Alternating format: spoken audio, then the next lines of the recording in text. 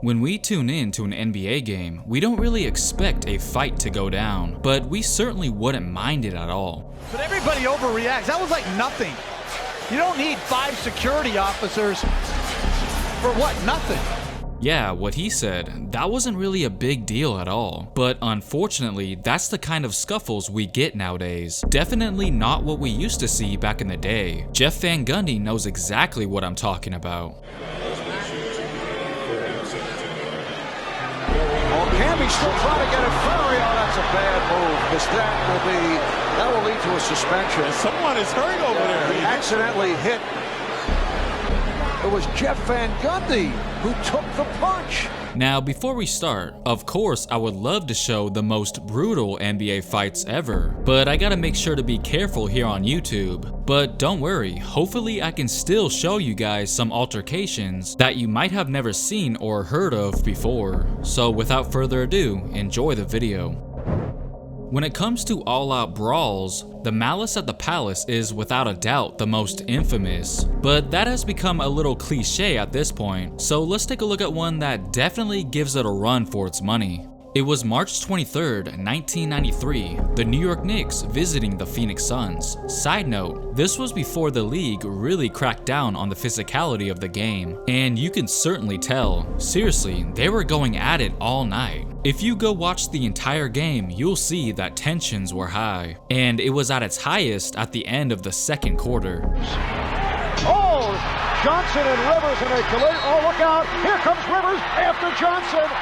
We have a free-for-all. Johnson blindsided Rivers.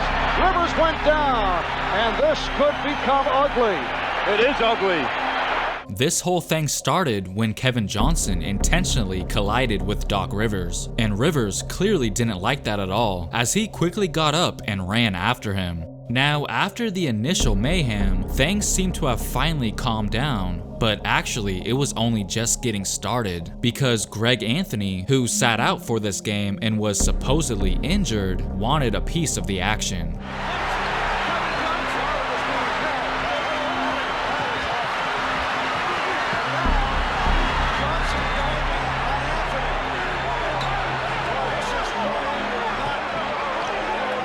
Take a look at the replay. Greg Anthony, who wasn't even suited up, decided to attack Kevin Johnson while he was getting held, as a dog pile ensued, and eventually Greg Anthony had to be removed from the court. It was reported that Anthony gave Johnson a swollen face, while Pat Riley ripped his pants during the altercation. All in all, there were a total of 6 ejections. Now, that wasn't the first time Greg Anthony got into some trouble. This incident we're about to look at took place in 1991, which meant that Anthony was just a rookie. But that didn't stop him from doing this. Oh, hit hard by Anthony, and Michael threw the ball at Anthony, and Michael wants a piece of him. Jordan is very upset with the way he came out. Oh, man. As you can see, Greg Anthony clearly came over and shoved MJ to the ground, as MJ simultaneously attempted to throw the ball at Anthony's head on his way to the ground. And not surprisingly, Jordan popped right back up to give him a piece of his mind. They immediately restrained Michael, but man, you can tell he was furious, because he wasn't about to let a rookie get away with that. Fast forward just a year later, MJ would get his revenge, not only dunking over him, but also for what he did after the play. And Michael Jordan, after he dumped the ball, took it and tossed it at Greg Anthony. He's the guy that's been mouthing off at Jordan. Well, after Michael Jordan hit that stuff a moment ago, he flipped the ball in the direction of Greg Anthony.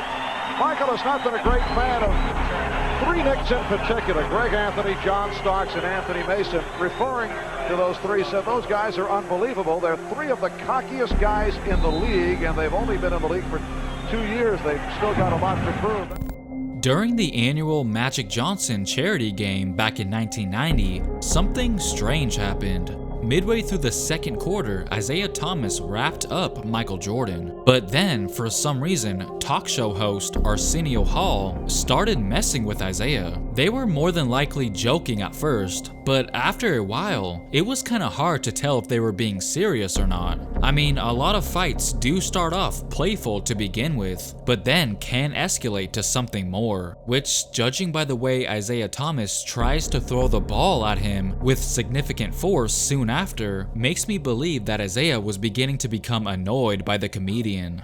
Arsenio Hall went out of his way to taunt Isaiah behind the basket when he was trying to shoot free throws. Sure, in his head, he was just having fun, but listening to the post-game interview, you can visibly see that Thomas was trying to hold back his true feelings. What was happening there with you and Arsenio?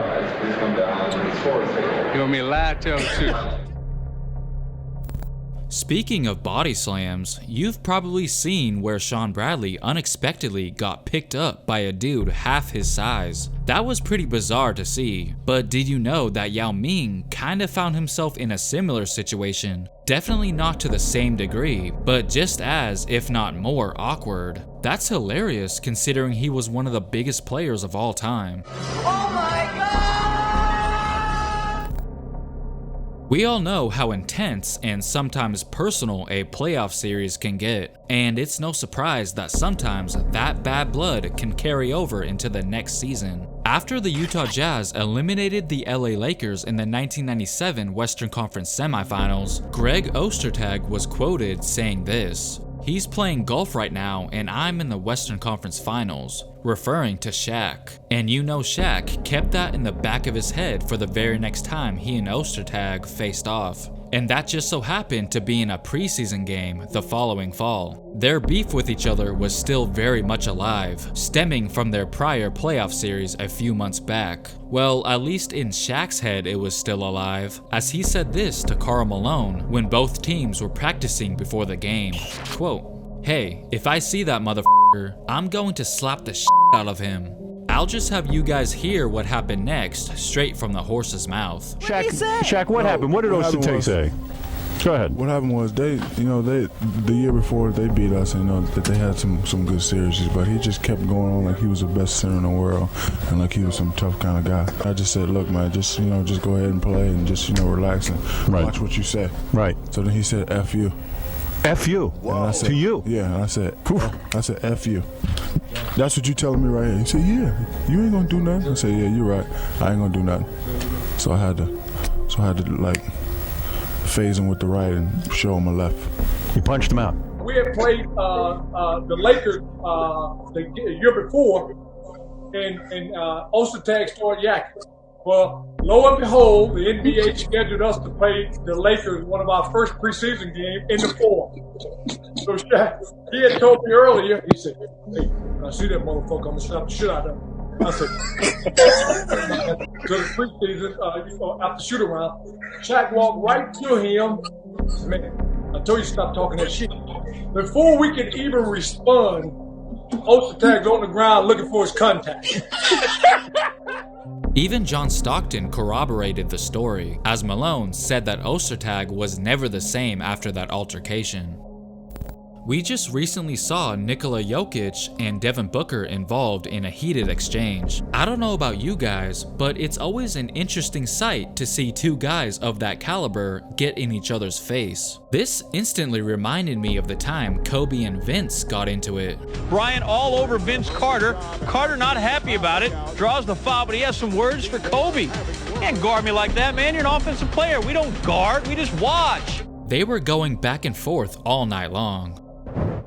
Alright, comment down below some other altercations that seem to have been kinda forgotten about. And if you enjoyed, then make sure to like and subscribe. Thanks for watching.